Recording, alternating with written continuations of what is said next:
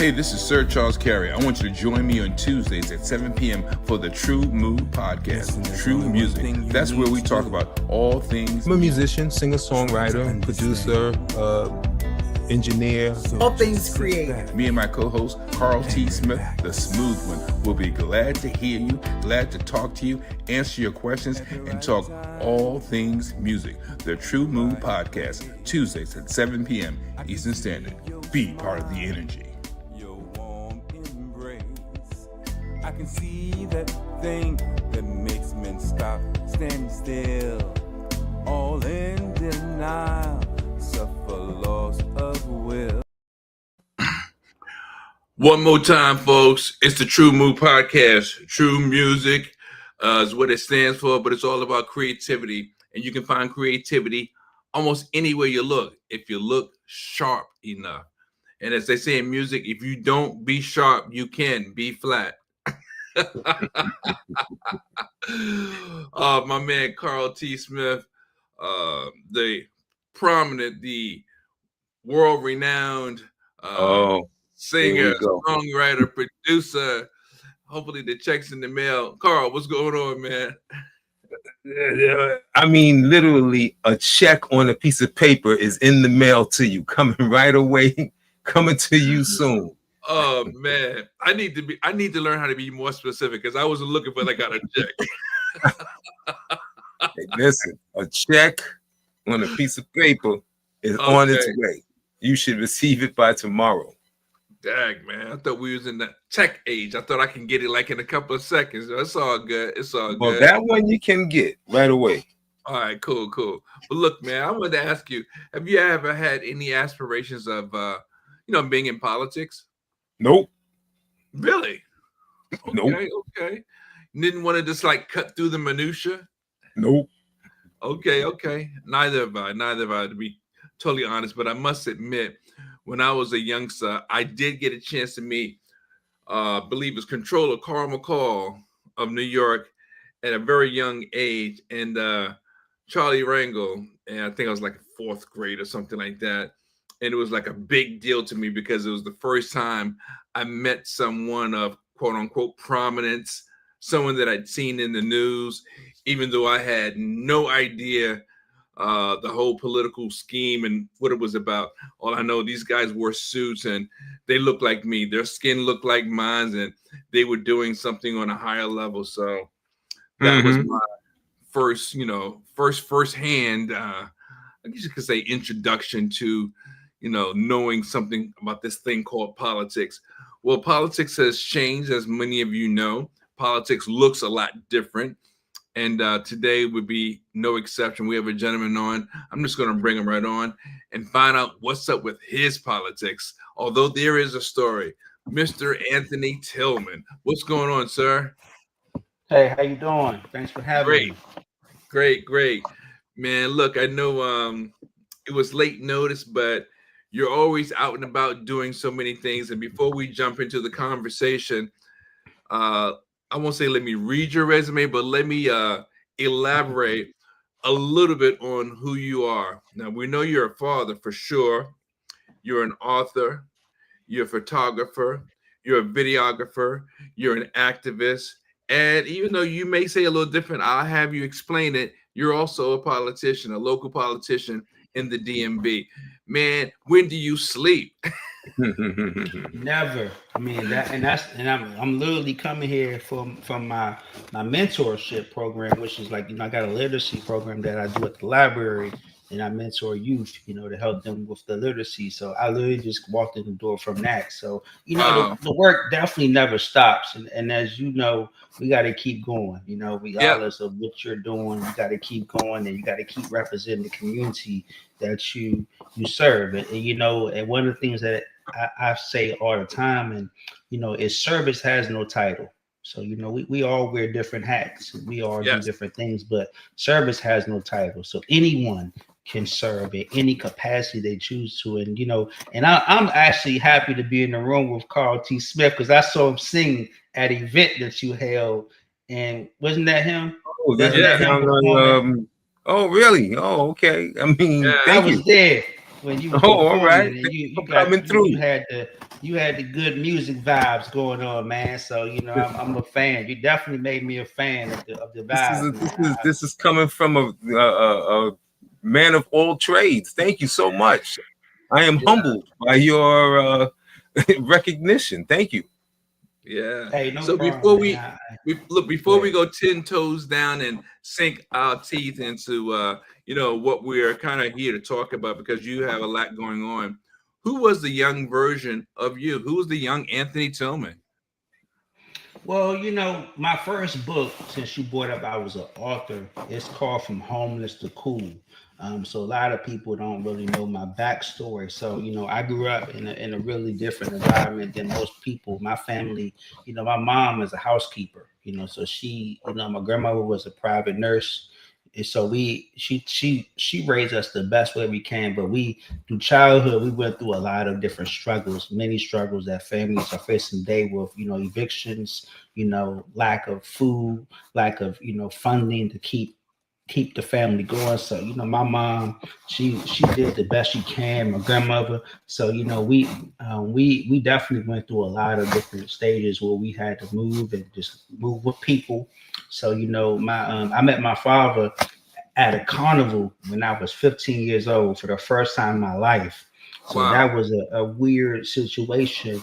And when I first met my father, it really took me back because my father's whole mentality was discipline. So he felt that you had to respect him and discipline. So I went through a lot of issues with my father. Me and him really did see eye to eye because for someone who never met him and knew him, he would kind of abuse me just physically and attack me a lot. So we kind of had this back and forth.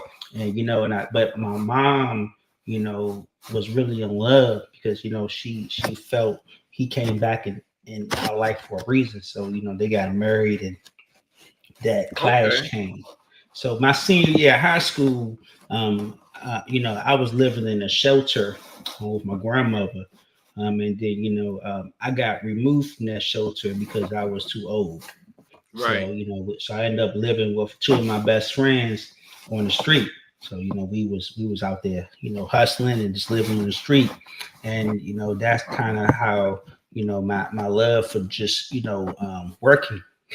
I was a lifeguard. I was doing anything to make money. I was even selling flowers on the street, just trying to hustle. So that took me into this whole business mindset. Like, look, what I'm going to do to make money. So Right. and then So your first uh, book, was that a reflection on that aspect of your life? yes, it was kind of tell that backstory because people just thought I was this well-known celebrity photographer, but I really wanted to give people that backstory about how it got there, from photography. I mean, me as from photography because I did many of your photos and shoots and videos. So a lot of people know me as Anthony Tillman, the photographer, but I have many facets of titles that people really don't know me from. So it's good to really tell that story and that's why that first book was really prominent for me because that was the first time I actually picked up a paper and wrote that down. Yeah. Well, you are my photographer as far as I'm concerned. I know you work with a lot of other people and you've done different types of photography, but when I need headshots or whatever the case may be, you're the one I call. Literally, I don't call anybody else because we've been working together for over 10 years. And to me, that's a special relationship. Like Crystal, she's my videographer. You're my photographer. When y'all need a speaker, y'all know y'all can call on me. I'll come in like I've come to your program to read to the kids, stuff like that. And I think that these relationships that we have, they should stand for something as it relates to, how you grow and evolve. And again, I know your story is so much more richer than what you've shared thus far. But after meeting your dad at the carnival and being homeless for a period of time, and I guess how did you find yourself in photography? How did that become introduced to you? Yeah, so the way photography really came really into the mindset is I would, I was in New York one time and I was working for a guy. His name was Glenn Jackson. He did a lot of hair shows. He was like the hair king, the king of hair. That's what he called himself. So I was working with Glenn Jackson. So um, I was helping him out with marketing, just helping him out with his events. So I remember one day I was in New York and I was really into photography. I would read just about cameras and such. So I ended up buying a camera from B&H one day. It was a Nikon D40. That was my first camera. So I was working with a client in New York, and I hired a photographer friend of mine, and he didn't show up. So Wow. so I remember the client telling me, well, somebody need to take some pictures. So I went to B&H and I bought a camera, and I came back. I was like, well, I guess I'm going to take pictures, So, and then after that, it kind of clicked. Like, yeah, I need to really. But I mean, I did some stuff in high school with just just learning about graphics and photography across in high school. So I like to just think of that as kind of like a way to kind of show off the arts. And then, so that when that clicked, I really just got into this mindset that photography was something that I wanted to do. So I taught myself photography. I actually read the whole manual of the camera that I bought. I read the back, front of the page, and I used to practice on like mannequins. And, I used to just call up girls I knew and say, hey, you want to do a photo shoot? And just taught myself that photography mindset. And then, when I became really good, I really started, going out doing other things like events and then I met a guy in 2007 that really changed my life. I was at Bowie State University, and the guy, he was speaking, he was running for president. His name was Barack Obama. And I asked him, I walked up to him, I took a picture of him, and I walked up, to try to get him to see the photo. And then, got a lot of pushback from the Secret Service at that time. But, I ended up showing him that photo.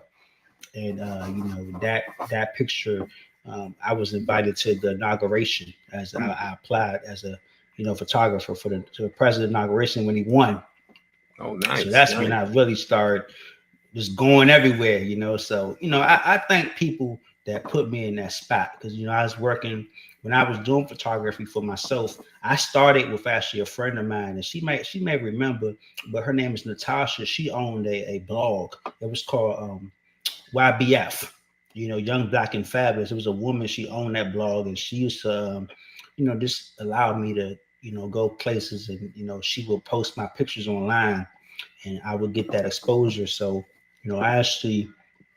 I used to just take pictures everywhere. And I remember I used to go to like all the events, like any event that was happening in the city, I would just travel to those events and really just take pictures. I even went to the Oscars and, did the Oscars, I did the Grammys, I did the ESPYs. So I would travel around taking pictures at events and selling them to people. Just doing the old fashioned photography, selling at events. And I remember I sold a picture of Sarah Palin, who was running for president. Yeah, who's vice president. I sold a picture of her, and that was kind of like when I said, okay, this is pretty cool. I need to start doing this, more. I'm making money. I can sell a picture. You can sell a picture. Okay, this is a good business mindset. So that's how the photography started, man. So, but you've also dabbled in videography because I know that you've done several music videos. And I know I forgot one of your credits is that you're a filmmaker. So you produce films as well. So, yeah. Photography, video, it fits, I taught myself videography well because I taught myself how to use Final Cut. I read, like I said, I'm a really good learner like you, man. When you don't want to hire somebody, you end up teaching yourself how to do things, and that's how it really started. Back in the day when we really wanted to save some money, we taught ourselves how to do things. We was a jack of all trades because one thing I love about reading is that you can. Hey, Carl, what you laughing about? You act like you know something about that.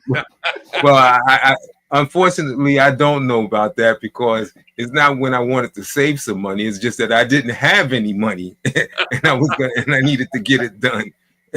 So I And have that's to what do. you I have to do. do everything. I have That's to what do. you I do. do When you everything. don't have money, You know. when you hustling and you don't have money, you teach yourself how to do stuff, Yeah, and that Yeah. becomes a trade. You know, hey, right. I unfortunately, Mr. Carl, I can't teach myself how to sing. So you know, Yes, you I can. think Yeah, well, you you can. can, but you can, but that's something that sometimes you gotta stay in your lane. You know, let the professionals I do get that that. You too. know, Man. Yeah. and I see photographers now, and you know, I've been doing photography for over 20 years, and I see photographers now. It's a different era. They doing photos for free.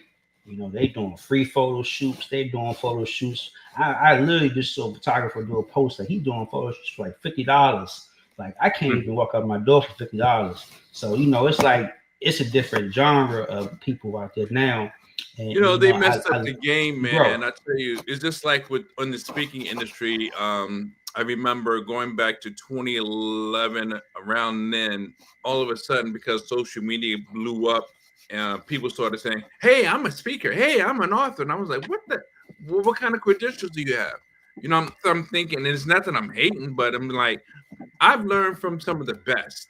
I've gone to conferences. I've up out of the clear blue. Now you're a speaker. You know, I've been a member of the National Speakers Association, Toastmasters for years. You know, I've done workshops, keynotes, and you just pop up and you're a speaker, you're an author. I mean, yeah, you do have to claim it, but it does help to have a bit of credibility. I had it. Yeah, Look, I I had mean, an your resume attitude speaks behind for it. itself. I mean, you've been doing speaking for a long time. Ever since I met you, you've been speaking. So sometimes, hey, your resume don't mean nothing these days unless you're doing it for free. You know what I'm saying? Like, I mean, I'm telling you right, you can win an Oscar and the DMV area will humble you. You can literally win an Oscar and come back to DC and they'll humble you. They will literally be like, hey, I know you just won an Oscar, but I need you to do a music video for me for $50. You know what I'm saying? Like that's what they'll do to you down here, boy. I'm telling you, man. I remember one time I literally just came back from like shooting the Grammys and I had a model hit me up asking me to do a free photo shoot. And I used to do like cartoons and I used to make fun of you know, people asking to do free photo shoots. And I be like, it's like, nah, come on, man. I ain't doing no free photo shoot. You know, I just literally just came back from doing the Grammys. You know what I'm saying? Like, don't play with me. You know, Right. I'm holding up. I didn't win the Grammy, but I was photographing it. Like, come on, man, don't play with me. You know, that's just like my man Carl Smith. If he win like a Grammy and he come back, he not doing no $5 video. You know, he not doing no $5 feature. You know, ain't nobody. Yeah. You come sing on this show for free, man. Get some exposure. Hold up, I just got a Grammy. Yeah, I know, right? Right. Come on, man. You ain't doing no music video for $5. You know what I'm saying? Like, come on, man. I mean, but hey, sometimes, it's and I'm gonna say this because I gotta be transparent. Sometimes it's not about money, it's about relationships. And I know Yeah, it's and in every you're 100% industry. right.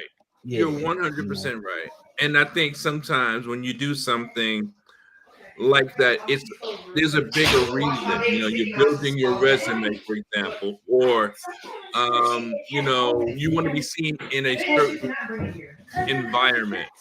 So I totally get that. yeah.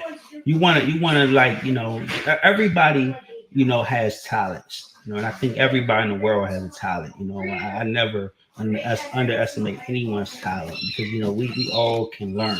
And that's the best part about reading is that you can teach yourself how to do anything if you read and you really understand how the business works. You can teach yourself how to, like, you got YouTube videos right now that can teach you how to do anything, about watching a YouTube Nice. video. Back then, we didn't really have that. I couldn't watch a YouTube video to teach me how to do photography. I had to like read the book and read the manual and then practice and shoot and get it wrong to say, my ISP, my ISO ain't the same. What's the best ISO for indoor? What's the best Right. ISO for inside? Like what's the f-stop gonna be on when I'm in this building?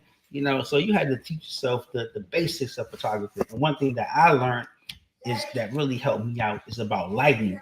I really learned about lighting. I master lighting. I can walk up to any studio and learn lighting. I can light up any subject. Like I mean, I can go to any photography studio and understand how to set the lights.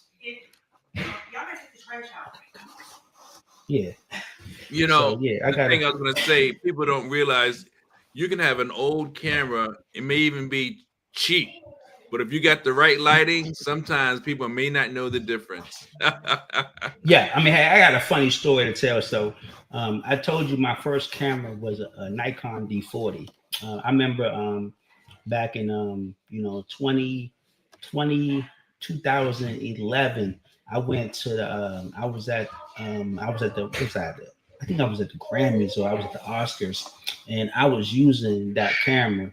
And I remember I was on the red carpet taking pictures, and I remember it was like, when you go to the red carpets at these events, you're literally in a space with a whole bunch of other um, different organizations, like the Night Show, David Letterman. Back in the day, you had like a Yeah. lot of different. You were in like the little paparazzi area. So I remember I was sitting in the red carpet, and I remember one of the photographers. He was looking at my camera, and he was like talking to another photographer, and he was like, "That Bama got a D40," like he was like, "Man." This dude laughing at me like they was telling everybody this Bama got a D40. What are you doing at the Oscars? And then and then I remember when I was at the hotel, and I was talking to one of the people, and they was like um they was walked up to me, and she said um y'all don't know Anthony Tillman? And they was like, who Anthony Tillman? She's like, Anthony Tillman is the photographer. Like he did Obama's pictures. Like you don't know this dude. He's like the top photographer in the DMV. He took Obama's pictures, the president pictures. He's like the president's photographer. And I remember like them looking at me. Everybody was looking at me like him. And they looking at the camera like, Be quiet. this man got like a D40. Like, come on, bro. Like I That's said, the like, one I it's took not the about the picture with, camera. right? It's not about the camera, but it's about the skills. You Yeah. can have any camera you want. If you got the skills, then you good with anything. I can I can use your camera and still do pictures. It doesn't matter Right. about if you know photography and you know how to use a camera. You know what they say. Any tool you have, you can master.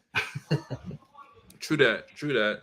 So now I know again we talked about the photography. We talked about how many books do you have, by the way? I think I got like 8. I think I write a book like 8. I got five. Let me see. 1, 2. Let me see. One. I got 5. 5 children's books, and I got 2. Um, I got two regular books. I wrote 5 children's books, and I wrote 2 regular books. So my first book was From Homeless to Cool. My second book was a children's book called Boo the Bully. And then I recently I wrote a book during COVID, which is like a book to kind of help parents get through COVID from just the thing that I saw a lot of parents were struggling with as far as with the youth. And then I wrote a couple children's books. The most recent children's book I wrote was called "Are You Listening?" It was really about mental health and really Okay. helping kids understand about the mental health and really how I it would look affects at that as them. a resource book because it's providing some information and insight. That's pretty good. It's pretty good. Yeah, a lot of my children's books are about social issues that people face, like bullying, just like mental health, just issues to help them cope. I wrote a book about how to tie a shoe. A lot of my youth, they didn't know how to tie their shoe, so I wrote like a book just to kind of show them how to tie a shoe from a graphic perspective, from a visual. Carl, what do you got? So with all those, so you said, well, it's 7 books, right? And then I understand that you there was mention of movies. have you ever considered turning any one of those books or anything in the future into a movie? So the first, so I like so my type of videography is short films. So I wrote my first short film was actually won an award. It actually won a couple awards. Was actually called Sarah's Dilemma. Actually, Charles Curry was in that movie. He actually was a counselor. So he actually, like, I wrote the script because it was about a girl who was pretty much going through a lot of mental health issues, and she really wanted to really commit suicide because she was like just having some issues mentally, and her friends was really trying to save her. And it was more of like a cliffhanger because it really tells a story about like what people go through, and really, and and of course, Sir Charles, he actually played her therapist, and he was really just trying to understand how to process everything that she was going through. But of course, she needed a couple of sessions, so remember she was going, and then and one thing that I really wanted to promote Couple of during that seconds. film that really one thing that I was trying to promote during that film is a lot of us African Americans, we don't go to therapists. We really never really, like, how many people during that time went to actual therapists, especially a black therapist. There was really no black therapists back in those days. You really just went to, you didn't really have somebody to go to talk about your problems, issues. You really just handled them on your own. And if you really want to be technical, we really didn't even have the word bullying back then. There was no such thing as bullying. It was more of like bullying was pretty much like it kind of was reinvented based off of like these current issues that's going on in the world. And just like a lot of terms we didn't really use back in the days, they kind of come out now. So the short films that I wrote was more about just trying to empower us and really get people that I knew into movies. I called a lot of my friends, was like, look, I'm doing a movie, I'm gonna make you a producer, I'm gonna throw you in there. Like, it was really us promoting each other, trying to get people, out there. So that's pretty much why I started doing the movies. Nice. Okay. I So remember.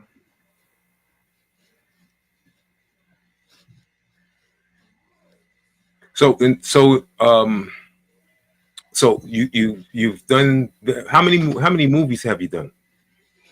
I mean, I did about maybe 4 or 5 short films.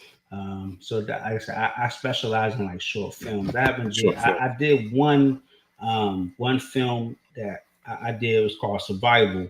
That was more of like it was still like a short film. It was about 15 minutes, but that's the last one I did, and that was back in 2020. Where is there any place that it can be seen today? Yeah, well, all my movies right now are on Amazon Prime. You can actually watch them on Amazon Prime. You can search you can pretty much search my movies on Amazon Prime.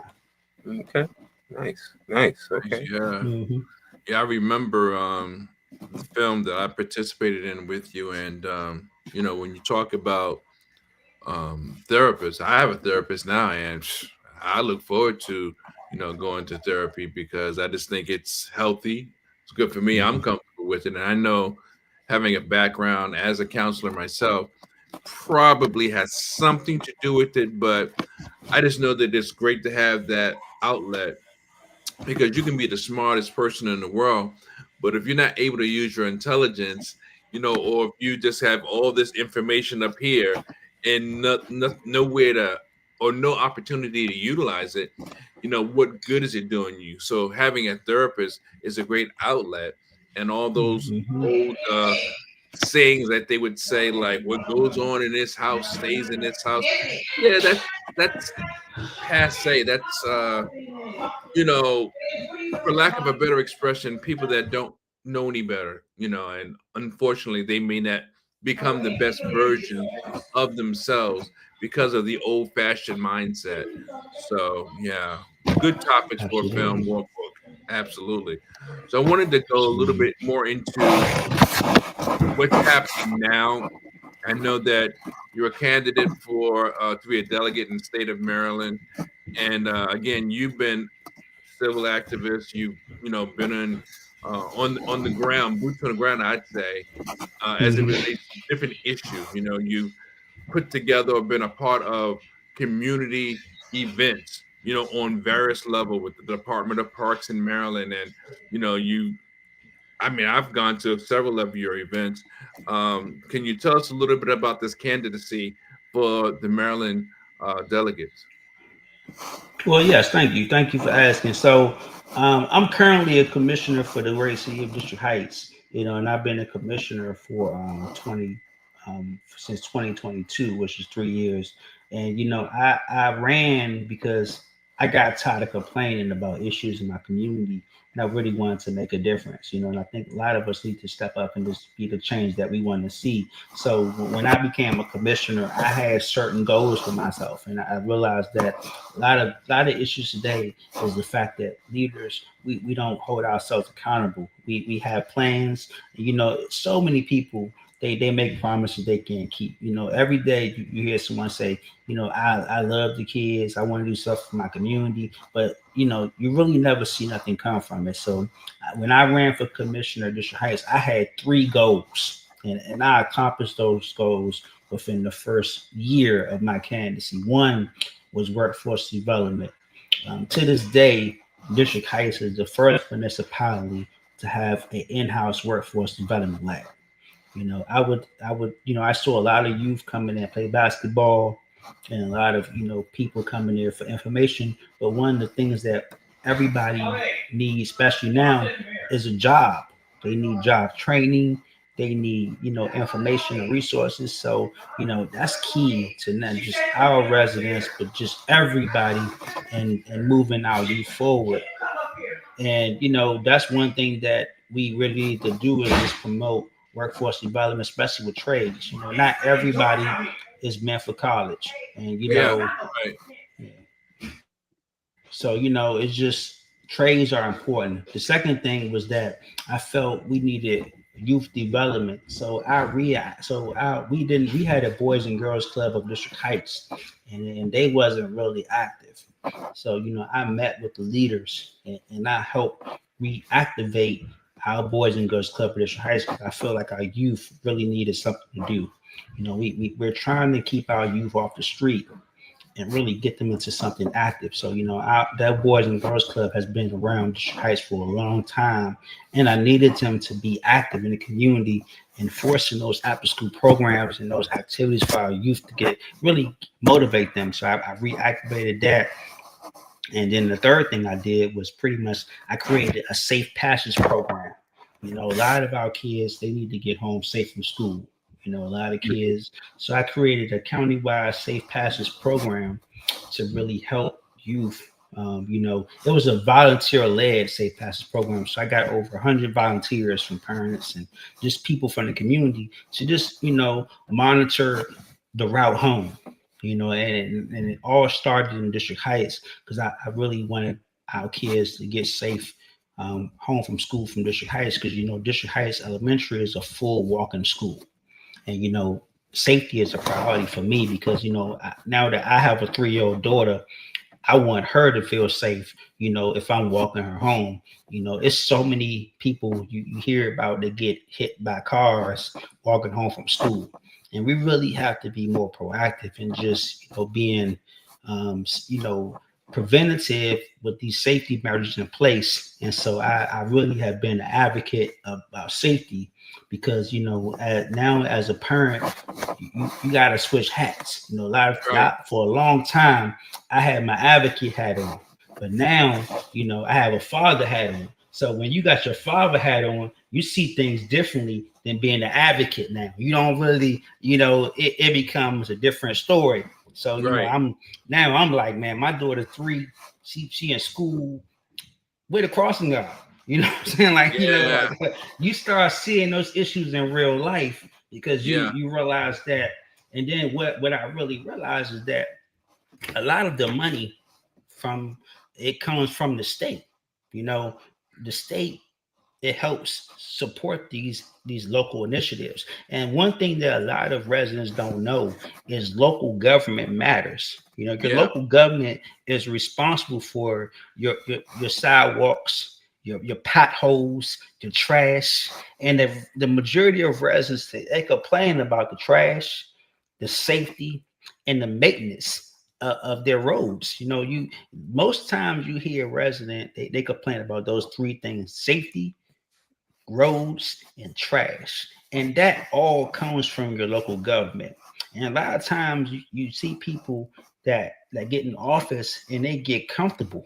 You know, you Yeah. see it all the time. They get comfortable because they're in office and it roll over and over again. You see the same people and you see the same issues. So we're not holding people accountable, especially at a time right now where we got a president who cares about nobody but himself. So you really need your local government to step up, because the state and the federal level, they take away your resources.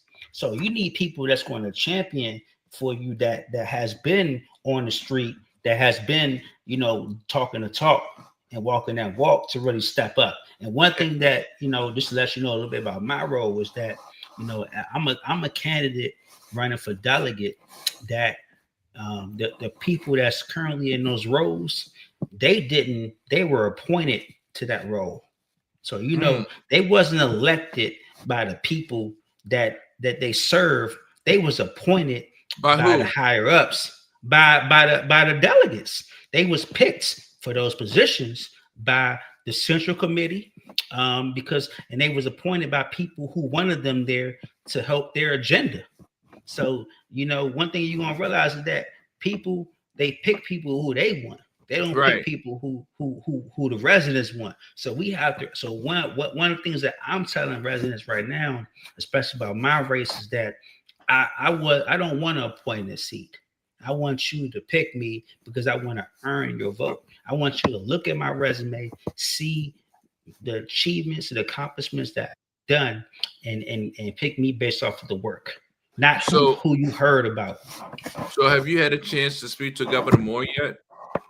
So I've photographed Governor Moore multiple times, as a photographer, and I had a conversation with him, recently, not about me running, just about the issues that I feel like we should be addressing, especially with workforce development.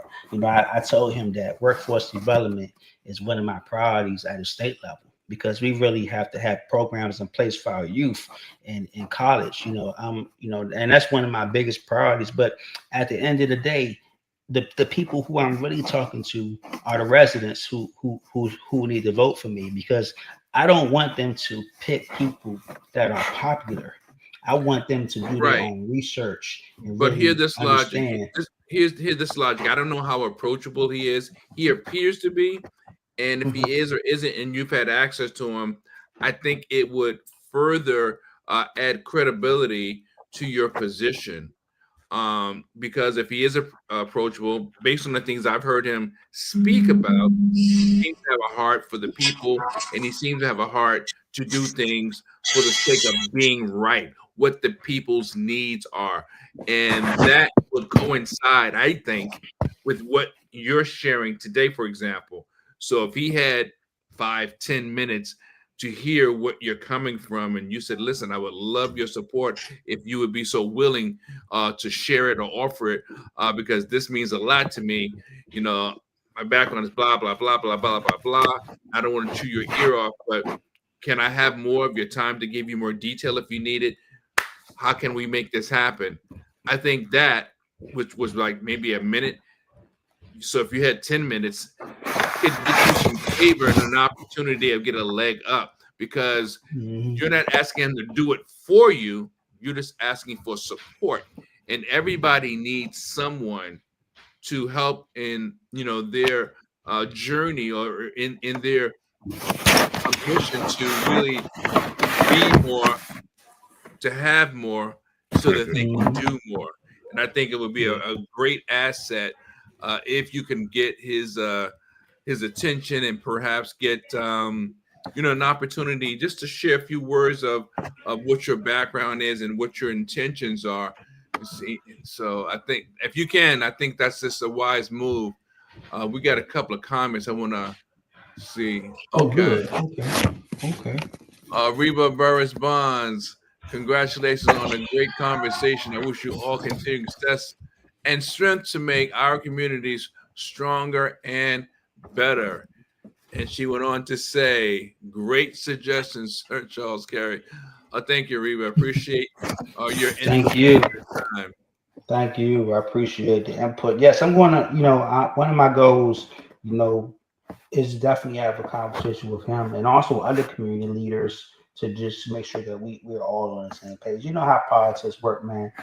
People have these circles, and you got to make sure that you really are part of the circle that matters to you, and it's really going to help further your goals. So one thing, in politics that I've learned is let your work speak for itself, and also, watch out who you associate yourself with, because you might run into the wrong people. And I Look, think be a Governor part of the Westmore is a circle. good guy.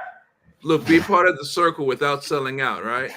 Yeah, and that's what you gotta do. You definitely can't sell out. You gotta But hey, and I support Westmore, and I applaud everything that he has done, especially in Maryland. And as a person who work on that side of just supporting the community, I definitely, one of my goals is to meet with him and to actually have a conversation with him about the things that I'm working on. Hopefully, have his support, or not, or we can. But the thing about it is, we both have to, wanna talk and exchange and have that conversation, because I know how politics is. You really want people that have the same interests. You don't want somebody. You don't want to meet somebody where it's quick. I really want to sit down with him for at least like a couple of minutes and just have a conversation. I don't want to be popping up at him at an event and saying, "Hey, I like this." I really want, one of the goals I want to do is just sit down with him and have a meeting and just talk about some ideas. well, there are ways of doing things when you have one of my affirmations is the right mindset is all you need. When you have the right mindset, an opportunity presents itself, the mindset hopefully will click, whereas you'll know what you need to say at that time, because it may not be planned, but it may be a divine intervention, sort of a divine moment that it was meant to happen. And it takes me to your earlier conversation about the photographers that were mocking you because of the equipment you were using. Same thing in this political circle. People may see you a certain way, but when they hear about where you come from, who you are, and what you've done thus far, now they have to look at you through a different lens. So hopefully that opportunity will materialize. Carl, what you got, sir? So, what office are you running for? A position that you're running for? So it's called state delegate in State Maryland, delegate. and it's for District 25. So we have multiple districts in Maryland, and I'm running to represent the district where I'm located. Have you always had an interest in politics, or was it your past experiences guided you that way? So that, as I said before, I really had I really, one thing about me, man, is I really hate complaining. I like solutions. I like to be part of the solution. So I used to always just listen in on the city meetings and just really share issues. But I felt like I had to get a seat at the table. So I decided to run for district heights, just to kind of have a seat at the table. And now, I'm realizing that since now that I'm in the community, I need to be at a state level to really make more things happen for my community and the people that I serve. And I have a 3-year-old daughter now, and I'm thinking about her future. And I want to make sure that she has the best future possible by people who are getting things done and not just talking about the problems. We really have to get out of this conversation about what we're going to do and focus on what we can do. One of the things that I talk about a lot is we can't tell our children that their future is bright and they're going to succeed, but then also tell them, well, it's not in the budget. You know what I'm saying? We can't keep saying that to our youth. It's not in the Not in the budget. You budget. know, It's not in the it's budget not in for the you to budget. succeed. Yeah, Yeah, right. your health care, your health is important, but it's But it's not in the not in the budget. budget. You know Yeah. what I'm saying? We got to really stop that mindset. We're at a time now where millions of people are losing health care because, and jobs and resources because of someone who has self-interest. So we really got to get out of this self-interest mindset and really think about our future, future. We got kids, we got families. One thing a lot of people don't know is you pay for education whether you have a child in school or not. Your Or not. taxes go to education. You know what I'm saying? So Mhm. education is a part of your life. Right. Where you live, economic development, you know, your financial journey, it starts with education. We all, parents were their children's first teachers. Mhm. And I think that's what one thing we really have to be mindful of is that your child, they adapt from your learning. So when we're in school and we're telling our children that they can be great, but it's not in the budget, we're not keeping our promises. You know what I'm saying? You ever hear that? Like you hear them like we don't have money. The first thing that people cut is education. We have teachers that can't afford to teach in the neighborhoods where they live at. We don't even have teachers. Teachers are the most underpaid, underrated job in the world. Like they really don't get paid to do the things they do. Why? Because we don't want to pay them livable wages. Your I neighborhood was teacher, first. I remember I huh? was first appalled. This goes back about maybe 10 to 20 years ago when I found that teachers were expected to buy supplies for the students. I'm like, Yeah. what kind of craziness is that? Yeah. Yeah, they shouldn't. And that's the thing about it. They can't even afford to, they don't even get reimbursed for those supplies. So that's one thing that you have to worry about. I think we all have a story about a teacher who kind of made our life a little better. We all have that one teacher that really, it's funny. I have multiple teachers that have made my life better. I even have a music teacher. His name is Mr. Barnes. And he was like a father to me in high school. He was even more of a father than my father. So, I look at him as like a mentor and like a father figure because he would keep me in line in high school, and I had teachers that, that taught me how to, just be a better person. I learned how to play chess in sixth grade from my counselor. Right. Just like she, so we all have a history about learning something from an educator, but they only the educators don't even get paid enough to have a family. Mm. They can't Yeah. even support their family, and that's the thing that really it gets me excited about running because we really have to do more to make sure our teachers are fully paid.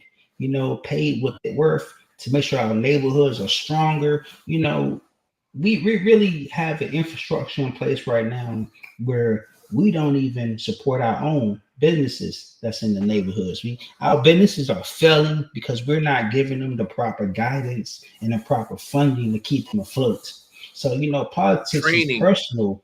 Well, I mean, just not just training, but just support, No, I'm resources saying like before look, the support should include training because I'll be honest with you, a lot of times I hate to say it, but when you go to a business that's run by people of color, they don't know how to be in business. Now, I'm not saying they don't know nothing, and that's not what I'm saying. I'm just saying to present yourself as the expert or the business owner, you have to know how to deal with people. And sometimes they don't seem to have that wherewithal to be in business, to speak to a customer and relate to a customer in a professional or in a decent fashion. And that, for me, that's a problem. That's the problem. You have to know how to talk to your customers. You have to know how to, be a resource for your customers. Yeah, I mean, right. I mean, and all of that needs to happen, especially now. One thing we also have to worry about in Maryland, specifically in our area, is that we're losing a lot of government funding for programs and services that our residents depend on. You know, we have development that's not happening. We have a lot of things that we really should be working on as far as a community to support the needs of everybody and all our individuals. And that's why I'm really stepping up, man. You know, I realized like 3 years ago that I want my daughter to have a better future. And I realized that only person that can help me is me. You know what I'm saying? And I think, you know, I have to step up and be that father that makes sure that she has a better future. And if I have to run for office, I'm going to do it. And I made a decision actually this year when I was getting her into school and I saw the issues that I was having because my daughter has autism. And, you know, I realized that a lot of those issues that I was having were not, I wasn't getting support that I needed. And if I wasn't who I am, she probably would never get help. And I think about the parents who don't have a seat at the table, who are not elected official, who can't get those extra wraparound services, the struggle that they have to go to. You know, and I wrote an op-ed that's going to come out. You know, and you know, a lot of times we talk about the moms that go through the mental health problems, but the dads are there too. You know, every child needs a good father in life. You know, fathers are good motivators. You know, one thing that I never regret is meeting my father at that carnival. I just wish I met him earlier. You know what I'm saying? To get to know him. You know, I miss a lot of my youth days, you know, miss a lot of those moments because I never met my father. And him not being in that picture, we had a lot to catch up on. And one of the biggest things for a long time, and I tell you this because I didn't tell nobody this, but for a long time I never really cared for my father because he wasn't there. And you know, we never had a good relationship. But before he died in 2020, my father I realized that, you know, I kind of underestimated his love for my mother. When he was going through a lot of tough times, that man used to wait for my mother at Forestville Mall all day until she got off work, just to walk her home. You know, every single day when he retired, he would wait at the Forestville Mall, the shopping center, till my mother got off work. She worked at the nursing home, you know, by the mall, and he would wait there all day long on that bench until she got out of work. So I realized that my father loved my mother so much that he just wanted to be with her. And even his dying words was like my mother's name. That was his dying words. He was like, Trina. And I was like, man, that man really loved that woman. But when I was younger, I didn't really care because I was so mad that, you know, he wasn't around. And you know, and I always, you know what I'm saying? So a lot of times you think about your life, and then my grandmother died a year later because of cancer. And that's the thing about it. That's why I started this health and wellness tour that a year ago, because I wanted to meet people where they are. You know, parents health is really, really important, especially now. People are, you know, they don't have access to local health, free screenings.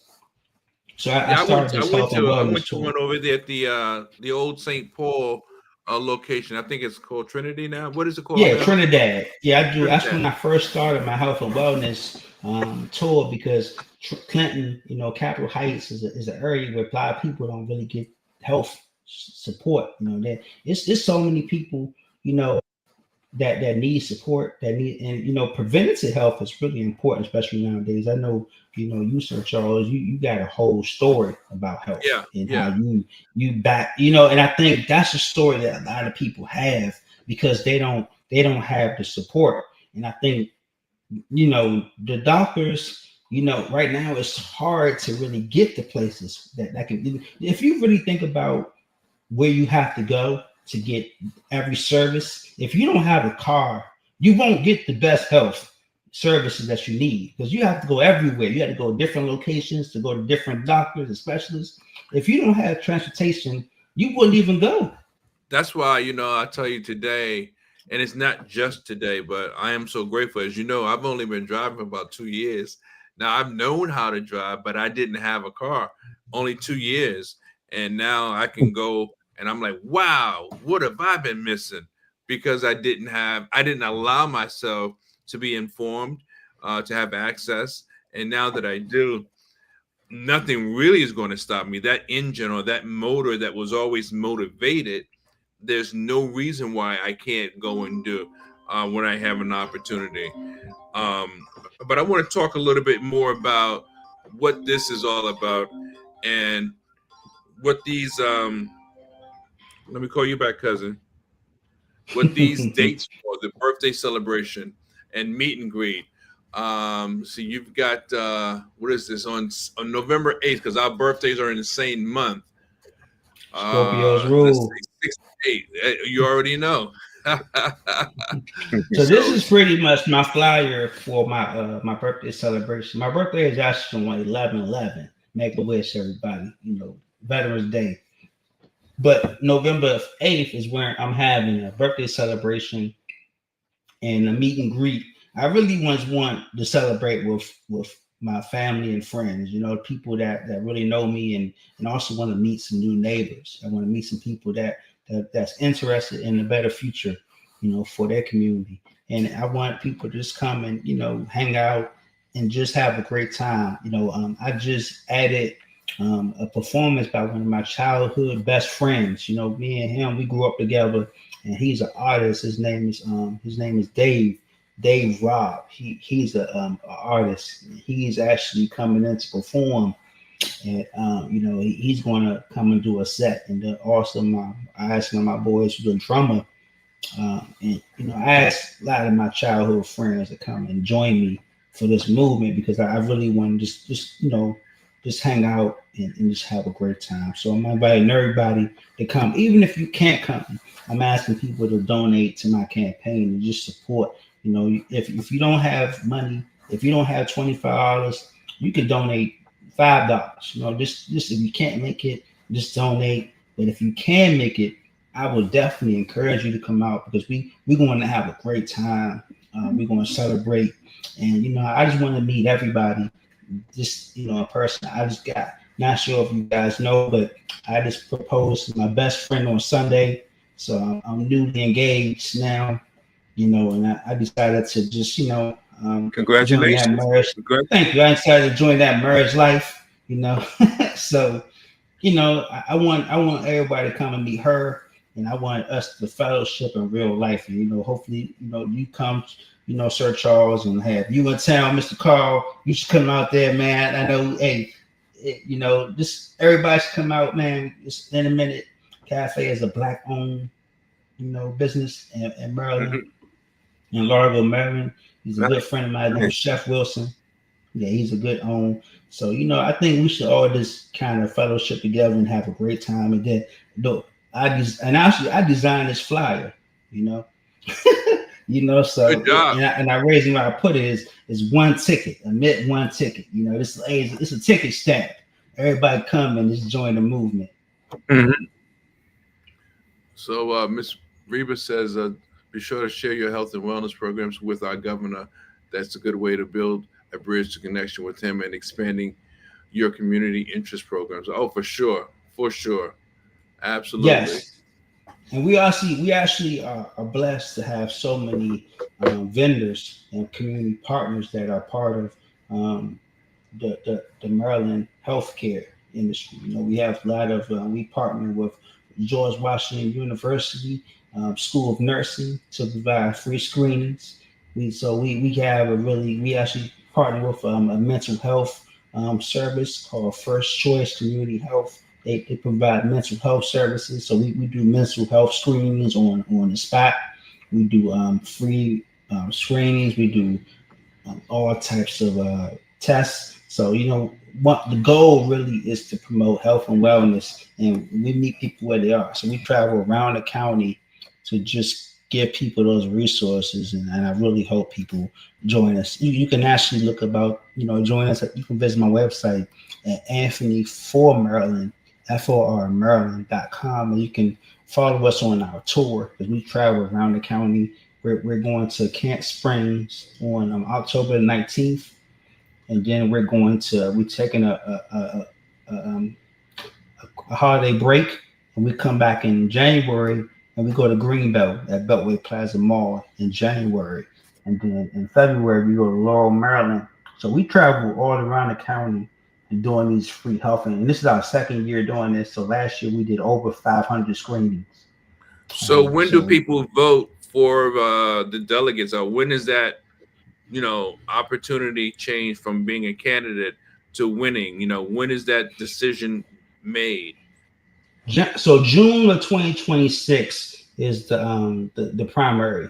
So June 2026 is when I need all my friends and family and everybody who watching this to step up and join the movement. If you live in Suitland, District Heights, Capitol Heights, Largo, Carlo Heights, Kettering, Model Heights, Kettering, Clinton, Maryland, District 25, Forestville. it goes from Clinton to Largo. So if you live anywhere around that stretch, I need you to come out and join the movement and really, make sure you tell your friends and family to join the movement and vote for Anthony Tilghman. And Well, you feel it's free really to share important. this. Feel free to share this conversation to your own page or whatever Yes. group you have, and as it relates to some of the initiatives with training or with soft skills training or maybe even some workshops. If I can do it, let me know. That's my background.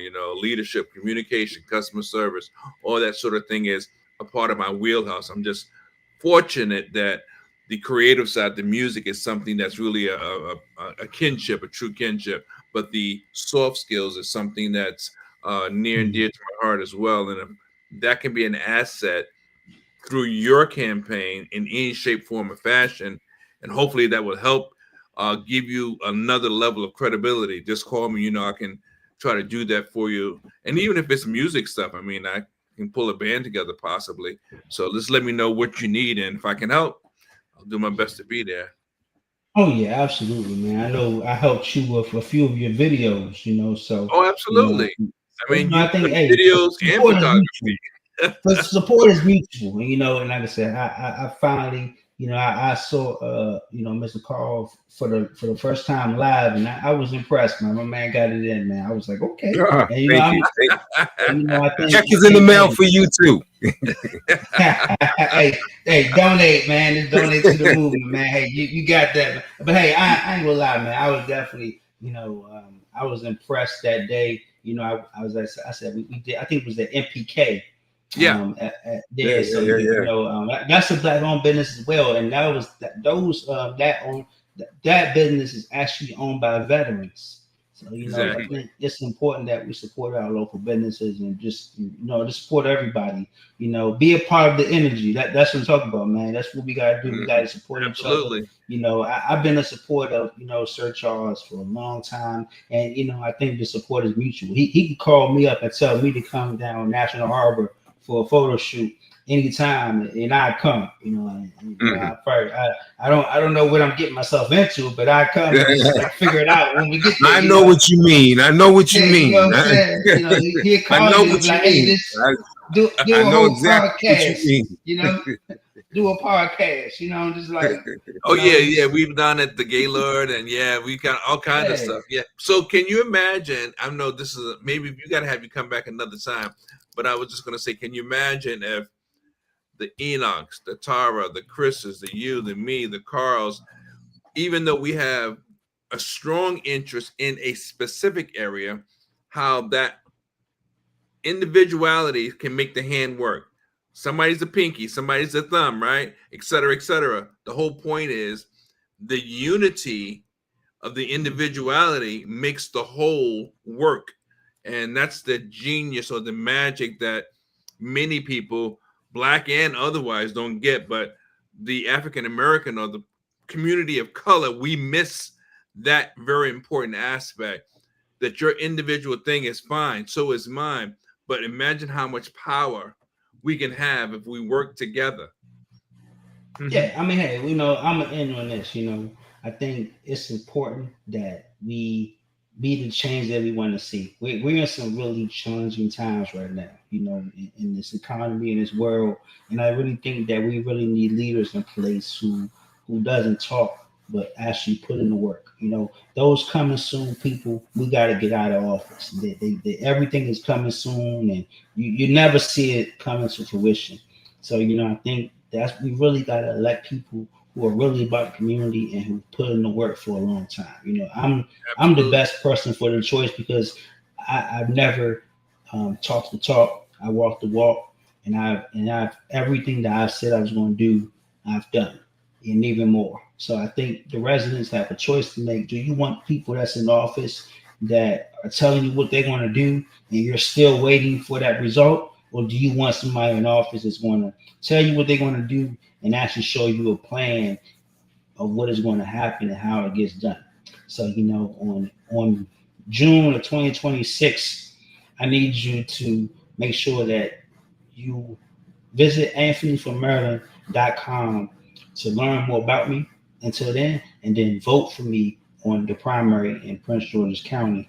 And I need everybody to, check out my website and learn more about the platform and join the movement at nighttime. And then in the morning, as Calvin, as Sir Charles Song is saying, I need y'all to vote for me bright and early on the primary. And I need you and tell all your bays, to vote for me as well. Hey, and there's a temptation to say, vote for me and I'll set you free. Yeah, I'll set you free. Vote for me and I'll set you free. And that's what I'm saying. So we are definitely supporting each other in real life, not on social media. And so let's all support each other. And like I said, hey, check out somebody new, man. If you got some time tonight, listen to a good Sir Charles track, and support your local artists too, man. It's important that we support our local artists. They hustling out. Appreciate it for sure. Well, hey, you have a good night, man, and it's a pleasure to being on here. I gotta take care of the baby, No doubt. That we'll follow up with you before the June the 2026 deadline and see what's happening with you. And and what you also need to do is you need to vote in November. If you are in Virginia, if you are in a state that has election, please vote, and also vote for your local elections. Your local municipalities, are in local government is coming up in November. So vote in November for your local officials. Like I said, local government matters, and really get involved. And one of the things I also want to tell you guys before I leave is that if you visit my website, anthonyformaryland.com, you can actually look up your representative who represents you on a local and state and federal government. So that way you know who that person is and you contact them for issues. Out with the old, in with the bold. That's what's up. Thank you, guys. Have a good night, you guys. You too, man. Take care, man. We'll see you next time. Yeah.